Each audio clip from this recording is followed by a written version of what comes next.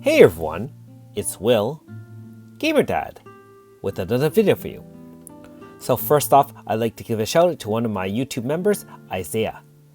Thanks for your support! Now, in tonight's episode of Should You Summon, we will discuss the various banners that are related to another style, Rose Unseen, aka AS Biaka. And now, if you haven't already, make sure you like and subscribe to my channel, I really appreciate it. I also do have a Patreon account for those who want to support me this way. So of course, the standard 2x Fateful for the featured unit is no different than others. 0.4% for the normal style 4.5, 0.8 for the 5-star, and pulls 1 to 9 will still be 0.8% for the AS version. However, on pull 10, you do have a 10% flat chance of getting her, and of course, 90% chance will be divvied up on all the other 5-stars, including the ASs, ESs, and normal styles, as well as alter units that are in the game. All the newest units should be here, including the most recent releases as well. So you can see AS Yukino, for example, and other units that have been released, AS Radius, so on and so forth. And of course, unfortunately, still a bunch of bots, Rainbows, Sisters, and Knights. I will say I'm glad that they have not released more Rainbow Sisters 3.5s and Knights into our pool. More and more 5-stars are coming out, and no new ones of those bots, Rainbow Sisters, and Knights. So I'm pretty happy about that. Now, what's more interesting is to see what AS Biaka is paired with. And like I suspected yesterday, being that this is a Manifest Battle for AS Seti available, this is a shared banner between AS Seti as well as Biaka AS. And note that the 4-star normal style for each of those is not uprated. That's going to be a tough pull, especially being that, if you're only aiming for the newest unit, you only have a 0.8% chance. There really isn't an uprate for the 4.5 or the 5-star normal if you're looking for that and just side grading. Like AS Seti, same thing, 0.8% only, not much uprate for the normal style or the 4.5 if you're looking to get him in any form. And being that this is a free unit, free banner, no AS Cynthia, in this banner. No AS Yukino as well, as you can clearly see. Alright, so, should you summon? Well, as I discussed yesterday, AS Biaka is a very powerful wind blunt unit. There aren't that many wind blunt units in the game. I think we have no Axis. In terms of other ones, I can't really think of any major ones off the bat. However, there is a lot of wind DPS. So what does AS Biaka offer?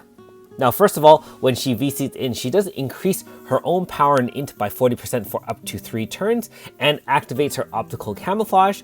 When she's in optical camouflage state, and mind you, she can activate that through the front line with her normal attack that is, basically replaced. It's almost like a lunatic button where you press that and it'll convert her to optical camouflage. When she's in that mode, she gets power and int plus 150, guaranteed crit rate, less likely to be targeted by attack. However, I imagine that AoEs may still touch her. And it only goes away when she uses her main DPS move. So she can actually hide with this optical camouflage, do some debuffing or other things. She can also apply a pain and poison to all enemies, which is not resistible, as ignores target resistance. It lasts for 5 turns, and she can actually increase the damage modifier of pain and poison by a large margin. So instead of hitting for, maybe a few thousand, I'm imagining it's going to be a few million. However, I have not had any experience with that, so we'll just see how much damage that really can do, whether or not that's significant enough to push through, for example, HP stoppers, or really just as a tie-in to help do some damage while she's waiting for the right opportunity to unleash her main DPS move, which is Reaper's Gale. That move is a preemptive wind blunt single enemy XL. If you can get all the different requirements, you can do up to 12,000 mod percentage damage, which actually I believe ties with AS Philo in terms of the highest DPS you can get in the game with a single hit. So keep in mind, it gets extra damage when pained, extra damage when poisoned, and when she's in optical camouflage, and why wouldn't you? Now you can give the enemy power, int, and speed minus 60% for 1 turn. remember that actually that lasts for 1.5 turns. The turn you apply it plus 1 turn afterwards. So if you just want to use her for debuffing, you technically can activate, optical camouflage with her move, like Lunatic Move, apply Reaper's Gale, and so on and so forth, back and forth. You might not get the max DPS. However, when the enemy is less than 50% of maximum HP, and that's usually with the first or second HP stopper, now you're damaging significant amount of damage. So after the HP stopper, you can essentially debuff the enemy significantly, and if you haven't ended it already, you can end it right there and then. So, should you summon? Well, it really depends on what wind DPS you have. If you do have units such as 7, which does require a pretty, wide range of units like either IDA or Lost Labs to kind of get him to full DPS, potential. Keep in mind, many of those are free. You got Mayu, you've got AS Miyu, you've got Serene, there's Kirio. All of those will eventually help him do massive wind DPS. You have my waifu, True Manifest is Zet. Now keep in mind that fight itself to get the True Manifest might be a little bit difficult for newer players, and so I'll count that as if you're powerful enough to get a weapon or a fight like that through, then you'll have a top level wind DPS. And of course, units like AS Kikyo, which is really broken in terms of wind / DPS. Not only that, when AS Kikyo can kind of avoid attacks on her own instead of having optical camouflage, she has like a twin that basically absorbs 1 hit free of charge, and that twin regenerates at the beginning of each turn as long as she's in overdrive state. And then you just do brr, with wheel charge and so on and so forth, just killing it like crazy. So in general, if you do have high-end wind DPS, I don't really think you need AS Biaka. If you're talking blunt damage per se, you actually have the likes of AS Melina manifested, you have AS Yuan, you have ES Suzette, you have AS Hardy and Flashstone. There's quite a few top tier blunt units if the enemy is vulnerable or weak to blunt.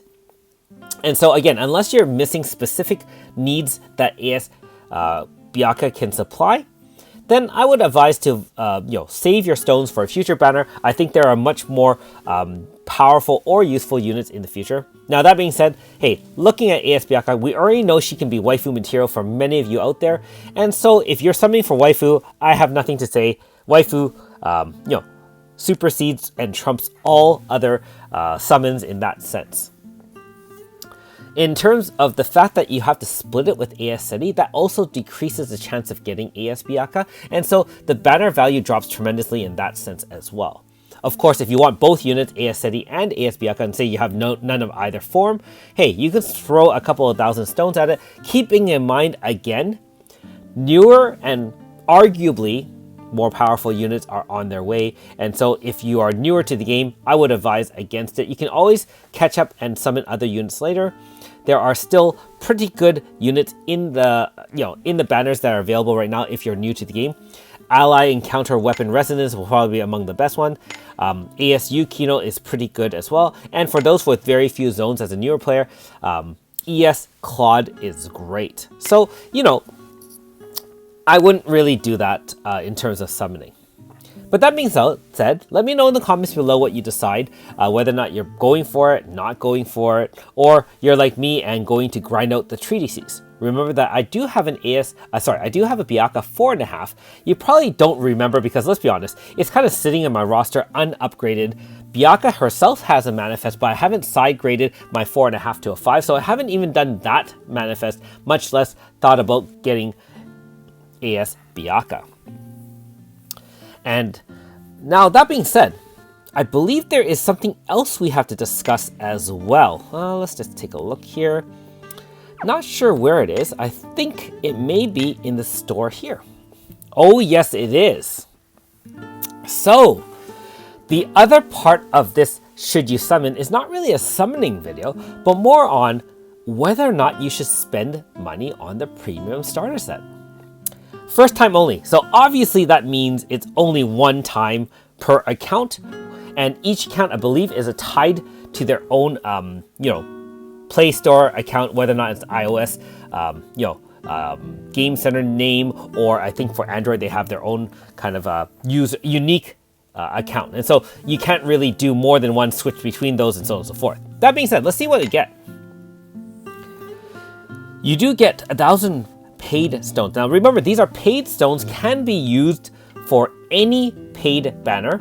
I would not waste that on regular banners, okay? So if you are going to do this, we'll discuss shortly what to save those stones for. You also have a bunch of new specialized gear. I believe they all increased your XP and make things easier for a new player to kind of catch up, and so on and so forth. Of course, I canceled there. And if you can see, for me in Canada, it's $8.49. Now compare that to the deal underneath, which is 1,100 stones. So only 100 more stones, but you're missing all those specialized gear. And that is $32.99 in Canada versus $8.50. So this premium starter set is a must buy if you're willing to spend any money on the game.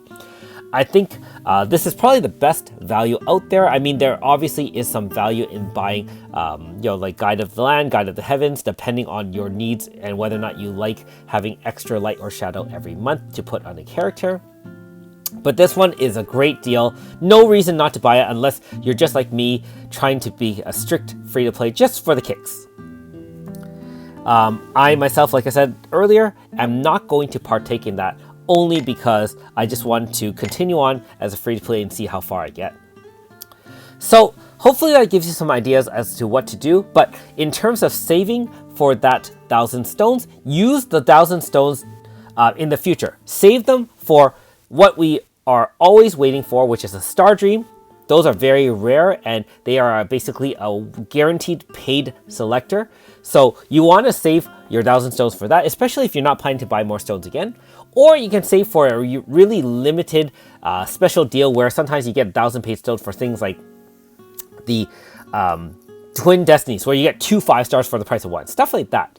Do not use it on any banners here. And as tempted as you might be on stuff like the Faithfuls and other things where you get 1 5-star, hey, if you can wait anywhere from a couple of months to longer, you will have the chance to select your own units. Thanks for watching. We'll see you next time.